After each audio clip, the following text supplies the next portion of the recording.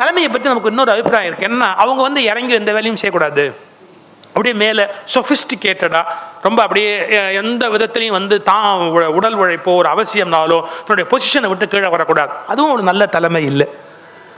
ஒரு மர உத்தரத்தை அடுக்கிட்டு இருக்காங்க, நிமித்தி மேலே வைக்கணும்னு கஷ்டப்படுறாங்க. மர உத்தரத்தை முடியல, அவங்களால் வெயிட் இழுக்குது. அப்போ அங்கே ஒரு சூப்பர்வைசர் நின்றுக்கிட்டு அவங்கள மிரட்டிக்கிட்டு இருக்காங்க. நேரப்படி, ரைட்டில் படி, அப்படி மிரட்டிக்கிட்டே இருந்தான்.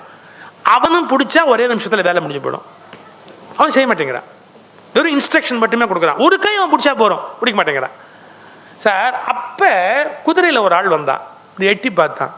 இந்த சூப்பர்வைசர் பார்த்தா, ஏன் நீங்கள் பிடிக்க மாட்டீங்களோ, அவங்க கஷ்டப்படுறாங்க, ஏன் நீங்கள் அதை தொட்டு பிடிச்சா வீணாக போயிடுமோ, பிடிக்க மாட்டீங்களோன்னு. நான் சூப்பர்வைசர் நான் சூப்பர்வைஸ் தான் பண்ணணும், என்னால் வேலையெல்லாம் செய்ய முடியாது, நான் சூப்பர்வைசர், எனக்கு ரேங்க் இல்லையா, நான் செய்ய முடியாது. அப்படிங்களா? குதிரை விட்டு அவன் இறங்கினா, அவன் உத்தரத்தை பிடிச்சான், நிறுத்த வேண்டியதில் நிறுத்தினான், நிறுத்தி திரும்பி குதிரையில் ஏறும்போது சொன்னால், உனக்கு இது மாதிரி எப்போ ஹெல்ப் வேணாலும் என்னை கூப்பிடு, நான் வந்து செய்கிறேன். நீங்கள் யாருன்னா, நான் தான் உன் தளபதி ஜார்ஜ் வாஷிங்டன், ஆனால் நீ எப்போ வேணாலும் என்னை கூப்பிடு, நான் வந்து காரியத்தை செய்கிறேன்.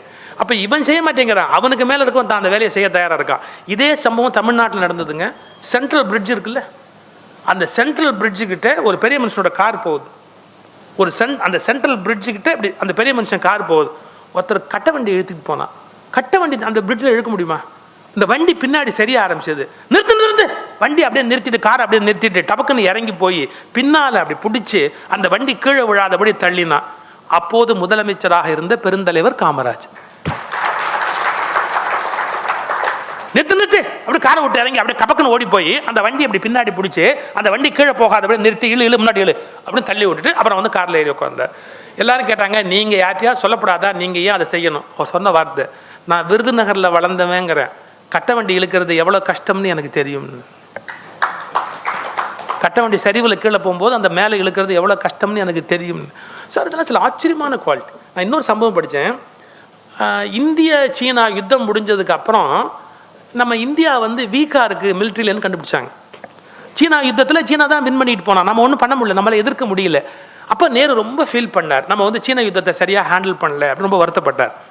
அப்போ காமராஜர்கிட்ட பேசிக்கிட்டு இருக்கிறார். உங்களுக்கு என்ன ப்ராப்ளம்னு கேட்குறாரு காமராஜர். அப்போ சொல்கிறாரு, நமக்கு ஆர்ம்ஸ் அண்ட் அம்யூனிஷன்ஸ் பத்தாது, அமெரிக்காலேருந்து தான் வாங்கணும், பட் அதுக்குரிய ஃபண்டு நம்மக்கிட்ட இல்லை, அதை நம்ம கொண்டு வந்தால் தான் உடனே நம்ம வந்து நம்முடைய ஆர்மியை ஸ்ட்ரெங்தன் பண்ண முடியும். இதில் என்ன விஷயம், அமெரிக்காவில் வாங்க வேண்டியது தானே, எல்லாத்தையும் நிறுத்திவிட்டு பணத்தை போட்டு வாங்க வேண்டியது தானே அப்படி. அதுக்கு நேரு சொன்னார், நம்ம வாங்கிட்டோம், ஆனால் அங்கேருந்து இங்கே ஷிப்மெண்ட் பண்ண முடியல. ஏன்னா முதல்ல அங்கேருந்து வெளியே அனுப்புறதுக்கே ஒரு கேரண்டி கேட்குறான், என்ன பணம் கொடுக்கல, ஒரு கேரண்டி கேட்குறான். அமெரிக்காவில் இருக்கிற ஏதாவது ஒரு பேங்க்கு கேரண்டி கொடுத்தா அங்கேருந்து ஆர்ம்ஸ் அண்ட் அம்யூனிஷன்ஸ் இந்தியாவுக்கு அனுப்ப தயாராக இருக்கிறான். அமெரிக்காவில் இருக்கிற எந்த பேங்க்கும் இந்தியாவுக்கு கேரண்டி கொடுக்க தயாராக இல்லை. சார் இது எவ்வளோ பெரிய இஷ்யூ சார் அது. அமெரிக்காவில் இருக்கிற எந்த பேங்க்கும் இந்தியன் கவர்மெண்ட்டை நம்பி ஒரு கேரண்டி கொடுக்க தயாராக இல்லை அப்படின்னு. காமராஜர் ரொம்ப சாதாரண ஒரு லாங்குவேஜில் கேட்டாரான், அவன் கடை இங்கே எதுவும் இருக்காங்கிறேன். யாரு? அமெரிக்காக்காரன் கடை இந்தியாவுக்குள்ளே இருக்கா அப்படின்னு. அவன் கடை எதுவும் இங்கே இருக்காங்கிறேன். நேரு யோசிச்சுட்டு சொன்னாரான், இருக்கு, அமெரிக்கன் எக்ஸ்பிரஸ் பேங்க் இருக்குல்ல, பேங்க்லாம் இருக்கு அமெரிக்கன் எக்ஸ்பிரஸ்னா, அதை மூட சொல்லு, அது இங்கே மூட சொல்லு. அமெரிக்கன் எக்ஸ்பிரஸ் மூட சொன்னால் அது இன்டர்நேஷனல் ப்ராப்ளமா, என்னமோ ஆயிட்டு போகுது. காமராஜ் சொன்ன வார்த்தை, நமக்கு உதவலைன்னா அவன் என்ன இங்கே கடை வச்சு வியாபாரம் பண்ணுறது, அவன் கடையை மூட சொல்லு.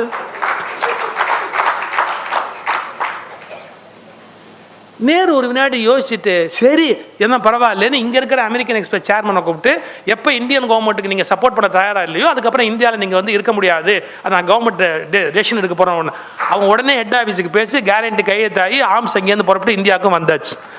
ஒரே அவங்க கடை எங்கள் மூட சொல்லுங்கிறேன், அவ்வளோதான் சார்.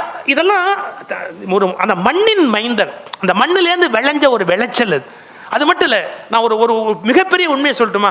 என்ன, யாருக்கு தன் நாட்டின் மீது அக்கறை இருக்கிறதோ அவனுக்கு இது போன்ற எண்ணங்கள் தோன்றிக்கொண்டே இருக்கும்.